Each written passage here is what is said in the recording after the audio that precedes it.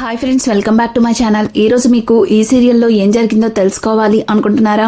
అయితే వెంటనే మనం సీరియల్లోకి వెళ్ళిపోదాం.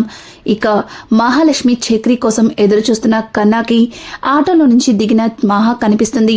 ఒక్కసారిగా మహాని చూసి కన్నా పరిగెత్తుకుంటూ మహా దగ్గరికి వచ్చి, వదినా ఒక్కరే వచ్చారు, చక్రి అన్నయ్య రాలేదా అని అడగడంతో, మీ అన్నయ్యకి ఏదో పని ఉందని నన్నొక్కదాన్నే వెళ్ళమని చెప్పాడు అని చెప్పడంతో, ఓ అవునా, మరి మీరు అని అంటుంటే, ఏంట్రా కన్నా విసిగిస్తావు, అసలుకే నేను చాలా చిరాగ్గా ఉన్నాను అంటూ ఇక మహా అయితే అక్కడి నుంచి లోపలికైతే వెళ్ళిపోతుంది. ఇంకా అక్కడే కూర్చున్న నారాయణ మహాలక్ష్మితో ఏదో మాట్లాడాలి అనుకుంటాడు. కానీ మహా మాత్రం ఎవరిని పట్టించుకోకుండా తన రూమ్లోకి వెళ్ళి డోర్ లాక్ చేస్తుంది.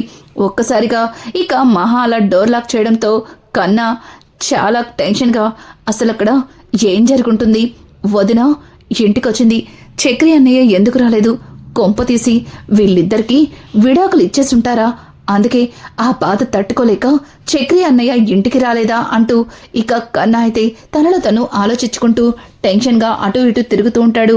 ఇక ఇంతలో నారాయణ కన్నా దగ్గరకొచ్చి, రే తనేమన్నా చెప్పిందా అని అడగడంతో, లేదు ఏం చెప్పలేదు, చక్రి అన్నయ్య కూడా ఇంటికి రాలేదు, నాకెందుకో భయంగా ఉంది అంటూ ఇక కన్నా కంగారు పడుతుంటే, రేయ్ అంతలా భయపడే కంటే ఒకసారి ఆ డ్రైవర్ గాడికి ఫోన్ చేయొచ్చు కదా, అన్నీ నేనే చెప్పాలి ఈ లిటిల్ ఫింగర్ గాడికి అంటూ ఇక నారాయణ అయితే కన్నాతో చెప్పడంతో ఇక కన్నా చక్రికి ఫోన్ చేస్తూ ఉంటాడు.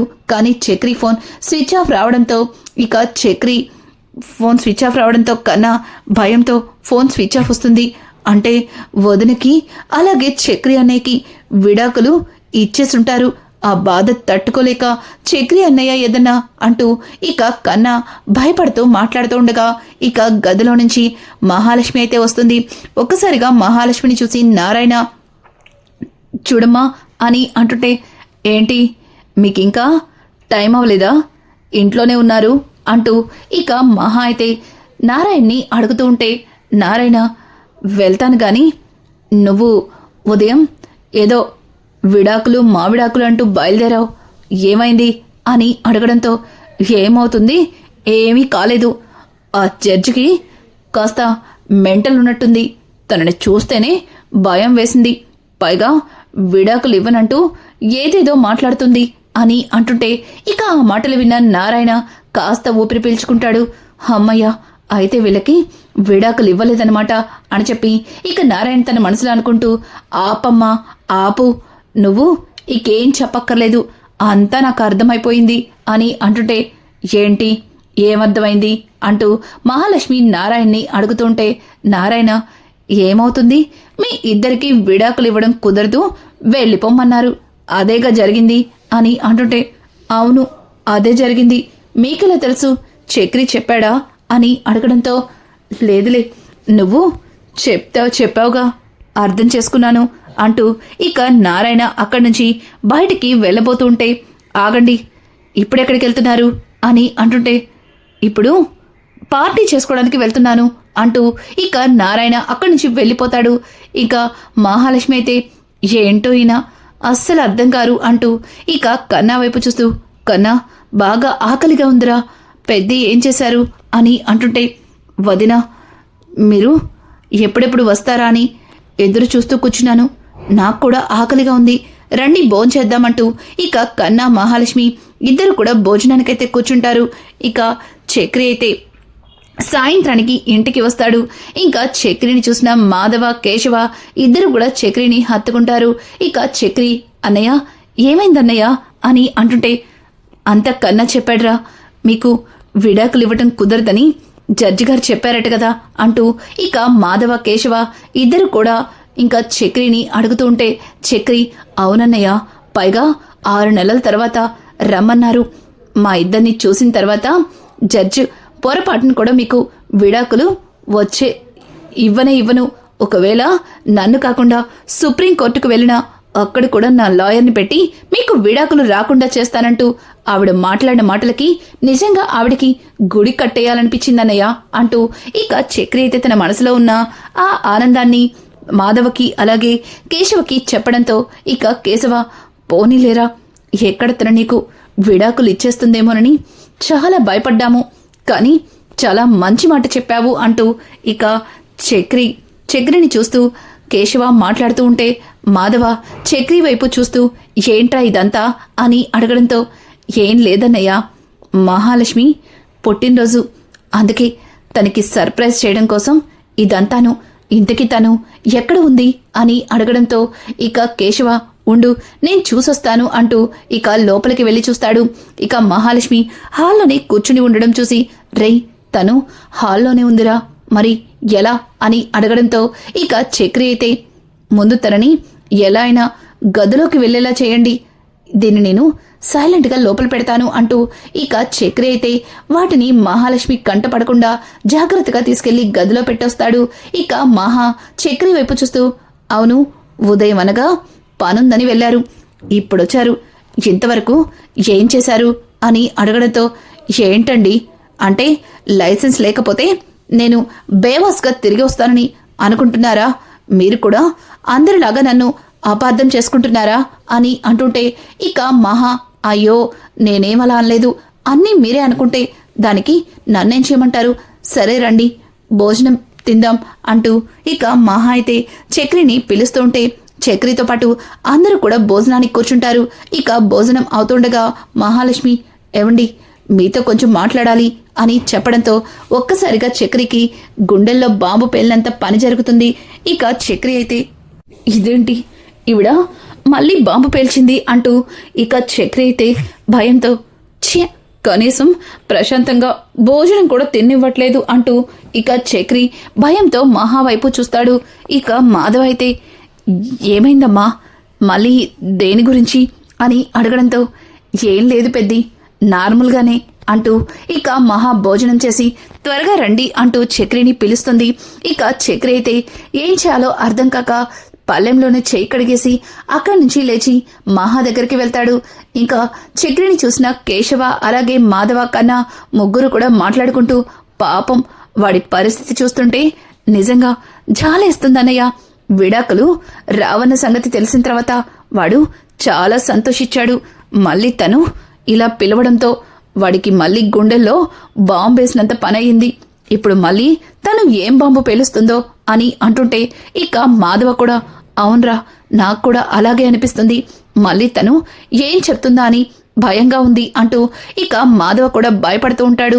కానీ కన్నా మాత్రం అన్నయ్య వదిన ఏమీ చెప్పదు, ఎందుకంటే విడాకులు ఇవ్వడం కుదరదని జడ్జి గారు చాలా గట్టిగా చెప్పారని వదిన నాతో చెప్పింది, ఇప్పుడు వదిన దాని గురించి అయ్యుండకపోవచ్చు అంటూ ఇక కన్నా అయితే మాధవ్తో మాట్లాడుతుంటే రేయ్ అదే జరిగితే అంతకంటే సంతోషమా, ముందు భోంచేసి వెళ్ళి నిద్రపో అంటూ ఇక కన్నాని భోజనం చేయమని చెప్తాడు.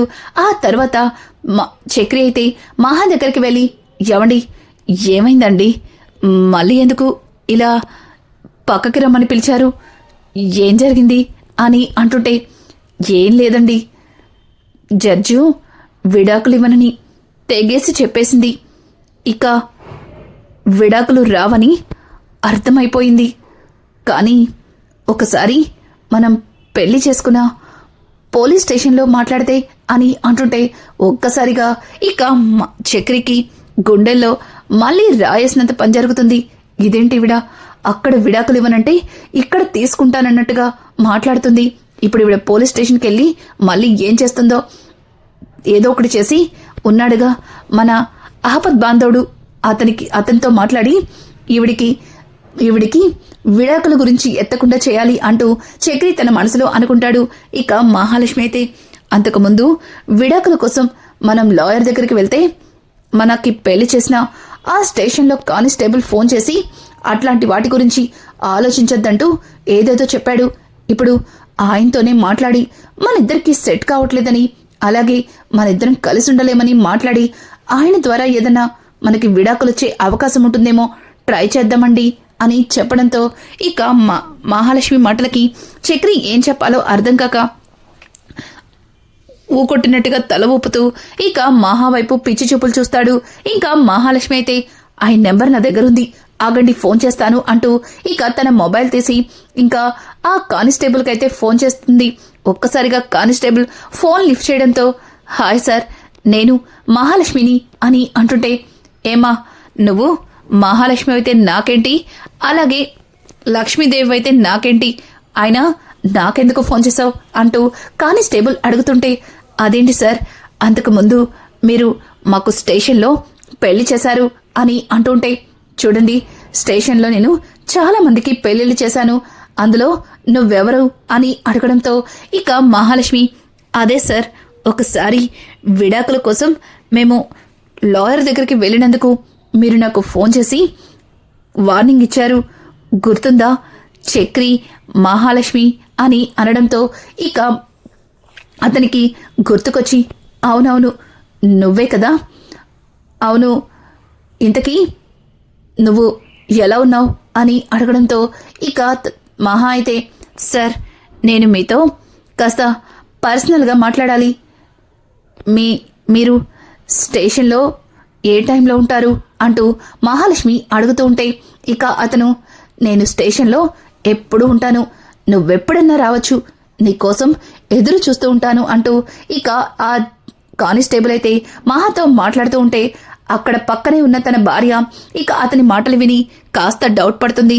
అలాగే ఫోన్ కట్ చేయడంతోనే, ఎవరితో మాట్లాడుతున్నారు, అసలు ఏంటిదంతా, ఇంట్లో పెళ్ళం ఉండగా మళ్ళీ మీకు మరొకతి కావాలా, ఏకంగా దాన్ని స్టేషన్కి రమ్మంటున్నారు, దానికోసం స్టేషన్లోనే ఎదురు చూస్తాను అంటూ ఏదేదో మాట్లాడుతున్నారు అని అంటుంటే, ఒసే నేను తనతో అలా మాట్లాడలేదే, తను నన్ను కలవాలని స్టేషన్కి వస్తానంది, ఏ టైంలో ఉంటారని అడిగితే ఎప్పుడైనా ఉంటానమ్మా అంటూ తనతో చెప్పాను అని అంటుంటే, అసలు నువ్వు నాతో చెప్పినట్టుగా ఫోన్లో మాట్లాడలేదే అంటూ ఇక తనైతే కానిస్టేబుల్ మీద అనుమానిస్తుంది.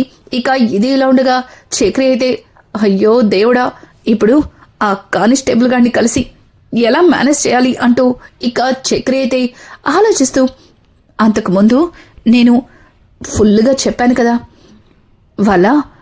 మాకు పుట్టబోయే బిడ్డకి వాళ్ళ నాన్న పేరు పెట్టుకుంటానని, ఖచ్చితంగా ఆయన నన్ను మోసం చేయడు అంటూ చక్రి తన మనసులో అనుకుంటూ, ఏవండి నాకు బాగా నిద్ర వస్తుంది, నేను నిద్రపోవాలి అంటూ ఇక చక్రి అక్కడి నుంచి లోపలికైతే వెళ్ళిపోతుంటే ఇక మహాలక్ష్మి మాత్రం గదిలోకి వెళ్ళి, అసలు పోలీస్ స్టేషన్లో పెళ్లి జరిగేటప్పుడు ఖచ్చితంగా ఏదో ఒక ప్రూఫ్ ఉండాలి, ఏం లేకుండా నాకు అలాగే చక్రికి పెళ్లిలా చేస్తారు, అలాగే మ్యారేజ్ సర్టిఫికేట్ ఎలా ఇస్తారు అంటూ ఇక మహా అయితే ఆలోచిస్తూ ఉండగా ఇంతలో మహాకి ఇంకా కానిస్టేబుల్ నుంచి ఫోన్ అయితే వస్తుంది. ఒక్కసారిగా ఆ ఫోన్ చూసి, ఇదేంటి ఈయన మళ్ళీ ఫోన్ చేస్తున్నారంటూ ఇక మహా ఫోన్ లిఫ్ట్ చేస్తుంది. ఇక కానిస్టేబుల్ భార్య, ఏయ్ ఎవరు నువ్వు, మా ఆయనకి ఫోన్ చేసి స్టేషన్లో కలవాలంటూ ఏదేదో మాట్లాడుతున్నావు అని అంటుంటే, అయ్యో మీరు తప్పుగా అపార్థం చేసుకుంటున్నారు, గతంలో నాకు స్టేషన్లో పెళ్లి జరిగింది అని అంటుంటే, అంటే ఏకంగా స్టేషన్లోనే మా ఆయన నువ్వు పెళ్లి చేసుకున్నావా అని అంటుంటే, అయ్యో అలా కాదండి, నాకు అలాగే నా భర్తకి పోలీస్ స్టేషన్లోనే పెళ్లి జరిగింది, అప్పుడు స్టేషన్లో ఏ ప్రూఫ్ లేకుండా నా భర్త నన్ను ఎలా పెళ్లి చేసుకున్నాడో అర్థం కాలేదు, అందుకే దాని గురించి సార్తో మాట్లాడాలని ఫోన్ చేశాను అంటూ ఇక మహా అయితే ఆమెతో చెప్పడంతో ఇక ఆవిడ, సారీ అమ్మా, నేను తప్పుగా అపార్థం చేసుకున్నాను అంటూ ఇక కాల్ కట్ చేస్తుంది. ఇంతలో కానిస్టేబుల్ రావడంతో ఇక తన చేతిలో ఉన్న మొబైల్ని కానిస్టేబుల్కి ఇస్తుంది. ఒక్కసారిగా కానిస్టేబుల్, ఏయ్ ఏంటే, ఎవరికి ఫోన్ చేశావే, మళ్ళీ ఏం కొంప ముంచావే అని అంటుంటే ఇక తను వేరే చూపులు చూస్తూ, సారీ నిన్ను అనుమానించాను అంటూ ఇక అక్కడి నుంచి లోపలికైతే వెళ్ళిపోతుంది. ఇక ఇక్కడ చూస్తే మహాలక్ష్మి చక్రి తన మెడలో తాళి కట్టడానికి అసలు ఎట్లాంటి ఎవిడెన్స్ చూపించాడు అంటూ ఆలోచిస్తూనే అలా నిద్రలోకి జారుకుంటుంది. ఇక ఇక్కడ చూస్తే చక్రి అయితే టైం చూసుకుని ఇక నిద్రలేచి మహా కోసం అంతా డెకరేట్ చేస్తాడు. అలాగే మహాని సడన్ సర్ప్రైజ్ చేయడం కోసం అందరినీ నిద్రలేపుతాడు. ఒకసారిగా అందరూ లేచేసరికి ఇక చక్రి చేసిన డెకరేషన్ చూసి చాలా అంటే చాలా ఆనందపడిపోతారు, అలాగే ఆశ్చర్యపోతారు. ఇక చక్రి అయితే మహాలక్ష్మి గది దగ్గరికి వెళ్ళి ధన తలుపులు బాత్తూ ఉంటాడు. ఒక్కసారిగా మహాలక్ష్మి పులిక్కి పడి లేచి, ఏంటి ఈ చక్రి మళ్ళీ తాగొచ్చి రూంలోకి రావాలని చూస్తున్నాడేమో, ఈసారి మామూలుగా ఉండదు అంటూ ఇక గదంతా వెతికి పక్కన ఉన్న ఫ్లవర్ వాజ్ అయితే తీస్తుంది. ఇక ఆ ఫ్లవర్ వాజ్తో చక్రికి నెత్తి మీద ఒక్కటివ్వాలి అనుకుని డోర్ ఓపెన్ చేసి ఏంటి అంటూ కోపంగా చూడటంతో ఇక చక్రి అయితే తన చేతిలో ఉన్న ఫ్లవర్ బొకేని మహాకి నీల్ డౌన్ చేస్తూ ఇస్తూ హ్యాపీ బర్త్డే అంటూ విష్ చేస్తాడు. ఒక్కసారిగా మహాలక్ష్మి చక్రి అలా విష్ చేసేసరికి తన చేతిలో ఉన్న ఫ్లవర్ వాజ్ని కింద పడేసి ఇంకా ఆ ఫ్లవర్ బొకేని తీసుకొని థ్యాంక్ యూ అండి, మీరు నాకు బర్త్డే విష్ చేయడానికి వచ్చారా అంటూ ఇక చక్రిని అడుగుతుంటే ఒక్కసారిగా కింద పడ్డ ఫ్లవర్ వాజ్ని చూసి చక్రికి ఏంటండి, అంటే నన్ను చంపేయాలని ప్లాన్ చేసుకున్నారా, దాంతో నన్నెత్తి పగలకొట్టాలనుకున్నారా అంటూ ఇక చక్రి అయితే మహాని అడుగుతుంటే మహా ఒక రకంగా నవ్వుతూ అదేం లేదు, ఈ టైంలో మీరొచ్చి డోర్ కొడుతుంటే మళ్ళీ తాగొచ్చారేమో అని అంటుంటే ఇక చక్రి అయితే మీరు భలే వాళ్ళండి, నేనేదో మీకోసం ఈ బర్త్డే సెలబ్రేట్ చేయాలని సడన్ సర్ప్రైజ్ ఇస్తే మీరేమో నా మీద ఇంతలా అనుమానిస్తారా, అసలు ఇదేం బాగాలేదు, నేను హట్ అయ్యాను అంటూ ఇక చక్రి మాట్లాడుతూ ఉండగా ఇంతలో వాళ్ళ అన్నదమ్ములు వచ్చి హ్యాపీ బర్త్డే మహా అంటూ ఇక మహాలక్ష్మికి విష్ చేస్తూ చక్రిని పక్కకు గెంటేస్తారు. మహా కూడా చక్రిని పట్టించుకోకుండా వాళ్ళతో సరదాగా మాట్లాడుతూ ఇక హాల్లోకైతే వస్తుంది. హాల్లో తన కోసం డెకరేట్ చేసిన ఆ డెకరేషన్ అలాగే కేక్ ని చూసి మహాలక్ష్మి తెగ సంబరపడిపోతుంది. ఇక అక్కడే ఉన్న మాధవ అయితే అమ్మ మహా, ఇదంతా నీకోసం చక్రి చేశాడమ్మా అని చెప్పడంతో ఇక మహాలక్ష్మి అయితే చక్రి దగ్గరకొచ్చి థ్యాంక్ యూ అండి, నిజంగా నేను ఇది ఊహించనే లేదు, అసలు నా బర్త్డే అన్న సంగతే మర్చిపోయాను అంటూ ఇక మహాలక్ష్మి అయితే చక్రిని హత్తుకొని థ్యాంక్ యూ చెప్తుంది. ఒక్కసారిగా చక్రిగా తను అన్నీ మర్చిపోయి నీకు దగ్గరవుతుంది, ఇదే మంచి అవకాశం, ఈరోజు తనకి ఎలా అయినా సరే నువ్వు ప్రపోజ్ చేయాలి అంటూ ఇక చక్రి కూడా తన మనసులో అనుకుంటాడు. ఇక చక్రి ఏవండి లేట్ అవుతుంది, వచ్చి కేక్ కట్ చేయండి అంటూ ఇక మహా కోసం తీసుకొచ్చిన కేక్ ని ఇంకా చక్రి కట్ చేపిస్తాడు.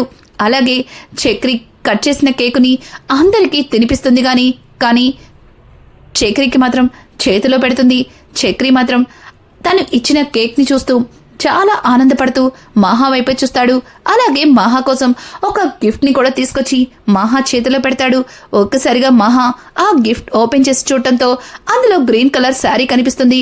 ఏవండి, నాకు ఇష్టమైన కలర్, నాకు నచ్చిన కలర్ తీసుకొచ్చారు, నిజంగా సూపర్ గా ఉంది అంటూ ఇక మహా అయితే ఆ శారీని అటు ఇటు తిప్పి చూస్తూ ఉంటుంది. ఇంకా ఉదయాన్నే చక్రి అయితే అన్నయ్య ఈరోజు ఎలా అయినా సరే నా మనసులో ఉన్న మాటని మహాలక్ష్మికి చెప్పేస్తాను అంటూ ఇక చక్రి తన మనసులో ఉన్న విషయాన్ని మాధవ్తో చెబుతూ ఉండగా ఇంతలో గది తలుపులు తెరుచుకుంటే ఒక్కసారిగా అందరూ కూడా గది వైపు చూస్తారు. ఇక మహా అయితే చక్రి ఇచ్చిన గ్రీన్ కలర్ శారీ కట్టుకుని అందంగా లోపల నుంచి బయటికి నడుచుకుంటూ వస్తుంది. ఒక్కసారిగా చక్రి మహాని అలా చూసేసరికి తనని తాను మైమరిచిపోతాడు. ఇక మహా అయితే ఆ చీరతో బయటికి వచ్చి ఎలా ఉన్నాను అంటూ అందర్నీ అడుగుతూ ఉంటుంది. ఇక చక్రి మాత్రం మహాతో నిజంగా చాలా బాగున్నారు, 16 అనాల తెలుగింటి అమ్మాయిలాగా అందంగా ఉన్నారు అంటూ ఇక చక్రి అయితే మహాని తెగ పొగిడేస్తూ ఉంటాడు. ఇంకా మహా కూడా చక్రి మాటలకి తెగ సంబరపడిపోతుంది. అలాగే మహా అయితే పెద్ది నేను ఆఫీస్కి బయలుదేరుతున్నాను అని అనడంతో ఇక చక్రి అయితే ఏవండి నన్ను డ్రాప్ చేయమంటారా అని అడగడంతో ఏమొద్దులేండి కన్నా నేను వెళ్తామంటూ ఇక మహా అయితే అక్కడి నుంచి బయలుదేరుతూ ఈరోజు ఎలా అయినా సరే ఆ కానిస్టేబుల్ని కలిసి అసలు ఎట్లాంటి ప్రూఫ్తో నాకు చక్రికి పెళ్లి జరిగిందో తెలుసుకోవాలి అంటూ ఇక మహా అయితే అక్కడి నుంచి ఇక బయలుదేరుతుంది. తనైతే ఆఫీస్కి వెళ్ళిన తర్వాత ఆఫీస్లో ఉన్న విక్కీ మహానైతే చూస్తాడు. మహాని చూసి ఈ శారీలో ఈరోజు నిజంగానే ఏంజెల్లా ఉన్నావు విక్కీ అంటూ ఇక మహాని పొగుడుతుంటే మహా విక్కీ మాటలకి ఏం మాట్లాడలేక మౌనంగా ఉండిపోతుంది. ఇక మహాలక్ష్మి అయితే విక్కీతో మాట్లాడుతూ విక్కీ నేను ఈరోజు కాస్త బయటికి వెళ్ళాలి, నాకు పనుంది అని చెప్పడంతో ఇక విక్కీ కూడా సరే లక్కీ నువ్వు బయటికి వెళ్ళు, కానీ మనం చిన్న మీటింగ్కి అటెండ్ అవ్వాలి. అది అయిపోయిన తర్వాత నువ్వు వెళ్ళిపోవచ్చు. కావాలంటే నువ్వు వెళ్ళవలసిన ప్లేస్లో నేనే డ్రాప్ చేస్తాను అని చెప్పడంతో ఇక మహాలక్ష్మికి ఇష్టం లేకపోయినా ఇక విక్కీతో మీటింగ్కి వెళ్ళడానికి ఒప్పుకుంటుంది. అలా ఇద్దరు కూడా మీటింగ్కి బయలుదేరతారు. అలా వెళ్తున్న మహాలక్ష్మికి కొంత దూరం తర్వాత తన ఫ్రెండ్ కాల్ చేసి బర్త్డే విష్ చేస్తుంది. ఇక అది విన్న విక్కీ అయితే, ఏంటి ఈరోజు నీ బర్త్డేనా? మరి నాతో చెప్పలేదే? Many more happy returns of the day Vicky lucky అంటూ ఇక మహాకి విష్ చేయడంతో మహాలక్ష్మి, మీటింగ్ అయిపోయింది కదా, నన్ను ఇక్కడ డ్రాప్ చేయండి, నాకు చిన్న పనుంది అంటూ ఇక మహా అయితే కారాపి అక్కడి నుంచి దిగి ఇక నేరుగా కానిస్టేబుల్ దగ్గరికి వెళ్తుంది. కానిస్టేబుల్ ద్వారా తను ఏ నిజాన్నైతే తెలుసుకోవాలి అనుకుంటుందో ఆ నిజాన్నైతే ఇక మహా తెలుసుకుంటుంది. గతంలో మహాలక్ష్మిని ఇక చక్రి ఏ రకంగా పెళ్లి చేసుకున్నాడు, అలాగే ఆ ఫైల్ మీద ఎలా సంతకాలు పెట్టించాడు, అదంతా మహాలక్ష్మి గుర్తు చేసుకుని చక్రి మీద విపరీతమైన కోపంతో ఉంటుంది. రానున్న ఎపిసోడ్స్ లో ఇక చక్రి నుంచి మహాలక్ష్మి ఎలా విడిపోబోతుంది, ఇక మహాలక్ష్మికి చక్రి ఎట్లా దగ్గర అవ్వబోతున్నాడు, ఇలాంటి లేటెస్ట్ ఎపిసోడ్స్ మీకు మరిన్ని కావాలి అనుకుంటే నా ఛానల్ని సబ్స్క్రైబ్ చేసుకోవడం మాత్రం మర్చిపోకండి. Thanks for watching. Hi friends.